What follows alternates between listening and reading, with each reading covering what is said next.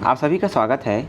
इस वीडियो में कार्यालय जिला एवं सत्र न्यायाधीश बालोद जिला बालोद द्वारा दिनांक 19 जून 2023 को विभिन्न पदों हेतु सीधी भर्ती हेतु विज्ञापन जारी की गई है।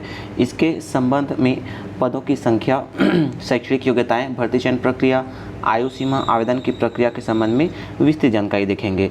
आवेदन पत्र प्रस्तुत करने की अंतिम तिथि ध्यान रखिएगा 3 जुलाई 2023 के संध्या शाम 5 बजे तक है और केवल स्पीड पोस्ट या रजिस्टर्ड डाक के माध्यम से ही आवेदन भेजे जा सकते हैं। ठीक है, 3 जुलाई तक है अंतिम तिथि। पदों का विवरण देखते हैं। स्टेनोग्राफर हिंदी में कुल पदों की संख्या है 2, जिसमें अनारक्षित मुक्त में है 1 और अन्य पिछड़ा वर्ग में है 1। सहायक ग्रेड 3 में कुल पदों की संख्या है 22, जिसमें अनुसूचित जनजाति एसटी में है 3, अन्य पिछड़ा वर्ग में 3 और अनारक्षित में है कुल 9। ठीक है, भृत्य में है 5, जिसमें है एसटी में 1, ओबीसी में 1 और अनारक्षित मुक्त में 3। ठीक है, और इन सभी को मिलाकर है पदों की संख्या 29। देखते हैं शैक्षणिक योग्यता। भर्ती की पात्रता एवं शर्तें स्टेनोग्राफर हिंदी के लिए 7th पे का लेवल 7 मिलेगा और 28,700 से 91,300 होता है। देखिए, किसी मान्यता प्राप्त विश्वविद्यालय से न्यूनतम अनारक्षित वर्ग के लिए 45% और आरक्षित वर्ग के लिए 40% अंकों के साथ ग्रेजुएशन है ना, स्नातक उत्तीर्ण होना चाहिए और मान्यता प्राप्त शीघ्र लेखन मुद्रा लेखन परीक्षा बोर्ड से हिंदी शीघ्र लेखन परीक्षा उत्तीर्ण होना चाहिए और 1 वर्षीय कंप्यूटर डिप्लोमा। ठीक है, 1 वर्षीय कंप्यूटर डिप्लोमा होना चाहिए और हिंदी कंप्यूटर टाइपिंग में 5000 की डिप्रेशन की गति से होनी चाहिए। तो ये हो गया स्टेनोग्राफर के लिए। अब सहायक ग्रेड 3 का लेवल 4 मिलेगा 7th पे का। इसमें भी सेम है, अनारक्षित के लिए 45% और आरक्षित वर्ग के लिए 40% अंकों के साथ ग्रेजुएशन होना चाहिए और 1 वर्षीय कंप्यूटर डिप्लोमा और 5000 की डिप्रेशन की गति होनी चाहिए कंप्यूटर टाइपिंग में। भृत्य के लिए 7th पे का मैट्रिक्स लेवल 1 मिलेगा और किसी मान्यता प्राप्त संस्था से 5वीं उत्तीर्ण होना चाहिए। आयु सीमा सभी न्यूनतम तो 18 वर्ष होनी चाहिए और अधिकतम 45 वर्ष होनी चाहिए। ठीक है, और आयु के लिए आपको 5वीं 10वीं का प्रमाण पत्र प्रस्तुत करना होगा। आपका रोजगार पंजीयन जीवित होना चाहिए और परीक्षा अवधि 3 वर्षों की है, आप जान ही रहे होंगे।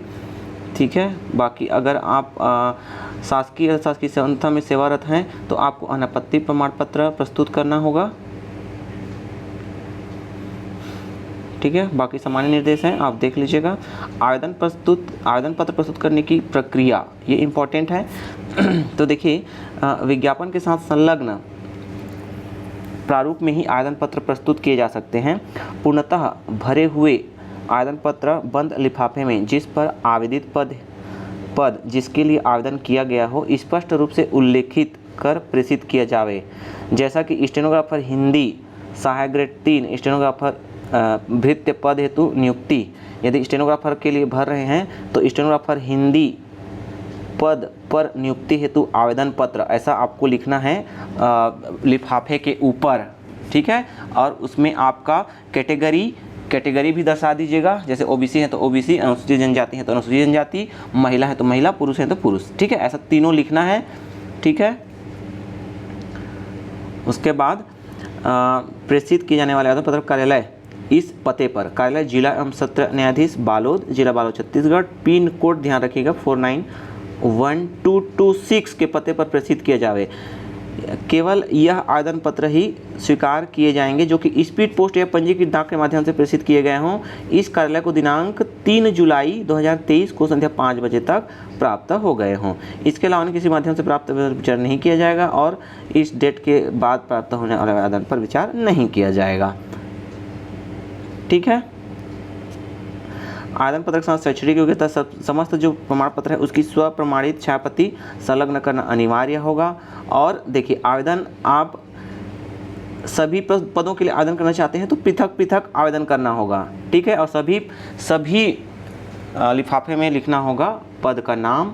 आप आरक्षित वर्ग से आते हैं कि अनारक्षित, देख आवेदित पद एवं आरक्षण की स्थिति को लिखना होगा। आप अनारक्षित में हैं कि आप ओबीसी में हैं कि एसटी में है कि एसटी में है, ठीक है, स्पष्ट उसका उल्लेख करना होगा। जन्म तिथि के लिए 5वीं 8वीं 10वीं का संलग्न करना अनिवार्य है। शासकीय तो शासकीय संस्था में है तो अनापत्ति प्रमाण पत्र। देखिए अनापत्ति प्रमाण पत्र तुरंत तो मिलता नहीं है, आप आवेदन जो दिए रहेंगे अपने संस्था में उसकी रिसीविंग की कॉपी आप आवेदन के साथ संलग्न कर दीजिएगा। जब आपका चयन होगा उस समय आपको अनापत्ति प्रमाण पत्र जो कि आपकी संस्था द्वारा दिए है अनापत्ति प्रमाण पत्र मिलेगा, तो उसको आपको संलग्न करना होगा, ठीक है। बाकी आवेदन पत्र पर स्वतः का नाम लिखा हुआ एवं दिनांक सहित रंगीन फोटो।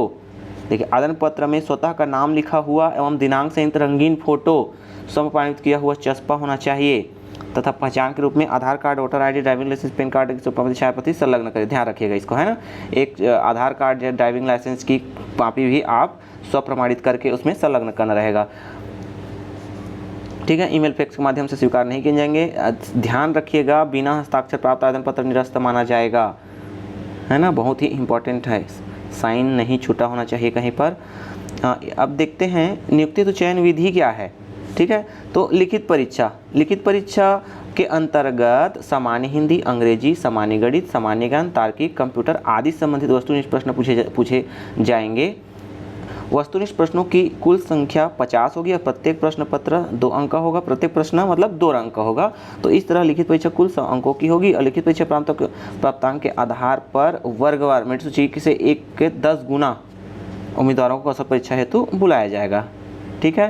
दोस्तों आपको इस चैनल पर सामान्य हिंदी, सामान्य ज्ञान, कंप्यूटर के वीडियो ढेर सारे अपलोडेड हैं। आप उतना ही देख लेंगे तो इस परीक्षा के लिए पर्याप्त होगी, ठीक है। कंप्यूटर के हिंदी के इतने सारे वीडियो अपलोडेड हैं, वो इस एग्ज़ाम के लिए बहुत ही इम्पॉर्टेंट हैं, ठीक है। आप अवश्य देख लीजिएगा प्लेलिस्ट में जाके, या इस वीडियो के डिस्क्रिप्शन में भी मैं लिंक प्रोवाइड कर दूंगा, वहाँ से भी आप देख लीजिएगा।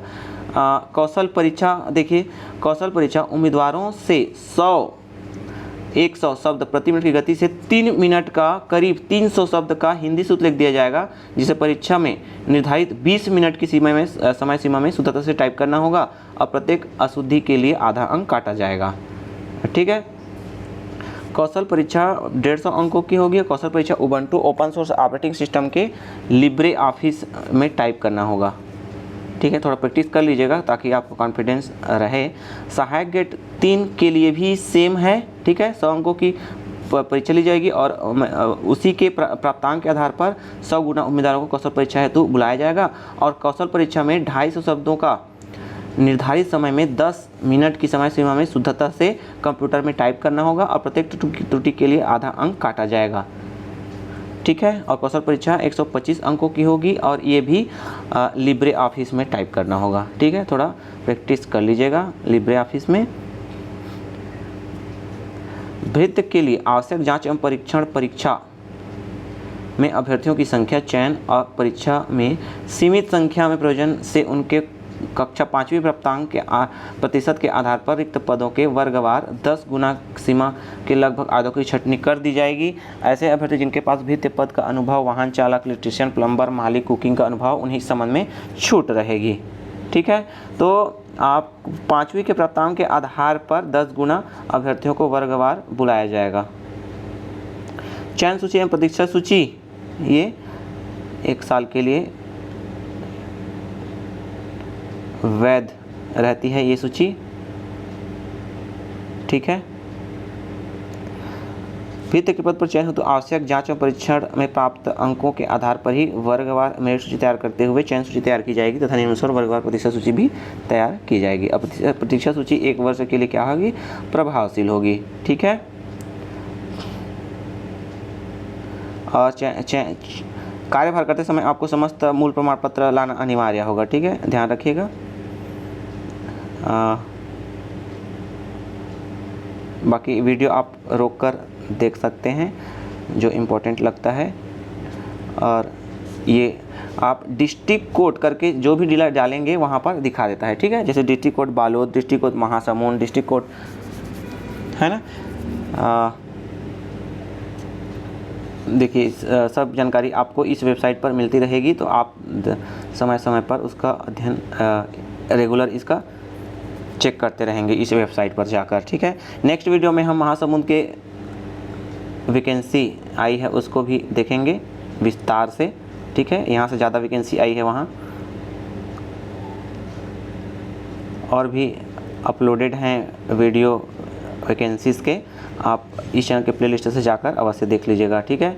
अब देखते हैं इसका आवेदन का प्रारूप है, ये है ना, जिला एवं सत्र न्यायाधीश। आप इस वीडियो के डिस्क्रिप्शन में मैं लिंक प्रोवाइड कर दूंगा, वहाँ से आप डाउनलोड कर लीजिएगा, करना चाहते हैं तो, या सीधा वेबसाइट से जाकर डाउनलोड कर लीजिएगा। ये है इसके आवेदन पत्र का प्रारूप, इसको सीधा डाउनलोड करके इसी में भर लीजिएगा, इसको अलग से टाइप करने की जरूरत नहीं पड़ेगी, ठीक है।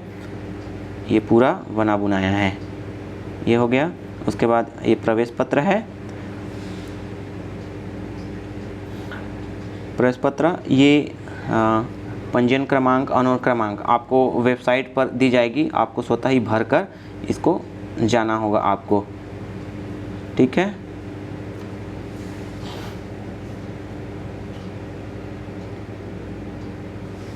देखिए परीक्षा के दिन परीक्षार्थी को अपना प्रवेश पत्र लाना अनिवार्य, परीक्षा में केवल काले अर्थों निर्भर है। और देखिए पृथक से प्रवेश पत्र नहीं भेजा जाएगा, ये देखिए स्पष्ट लिखा है, पृथक से प्रवेश पत्र नहीं भेजा जाएगा। आवेदन पत्र के पंजीयन क्रमांक तथा अनुक्रमांक की जानकारी इस वेबसाइट पर या सूचना पत्र पर भी चस्पा की जाएगी। आपको स्वयं, है ना, स्वयं इसको भर कर ले जाना होगा, ठीक है। आपको इस वेबसाइट पर पंजीयन क्रमांक और अनुक्रमांक वहाँ पर नाम के साथ दिया रहेगा, उसी को आप इस प्रवेश पत्र में भरकर वहाँ उपस्थित होंगे, कहाँ, जहाँ दिया रहेगा एग्ज़ाम सेंटर, ठीक है। तो ये था विस्तृत विज्ञापन। यदि आप, तो पहले तो लिखित परीक्षा होगी, उसके लिए आप तैयारी अवश्य कर लें, ठीक है। उसके बाद शैक्षणिक योग्यता रखते हैं तो अवश्य आप अप्लाई करें। वीडियो को अंत तक देखने के लिए धन्यवाद।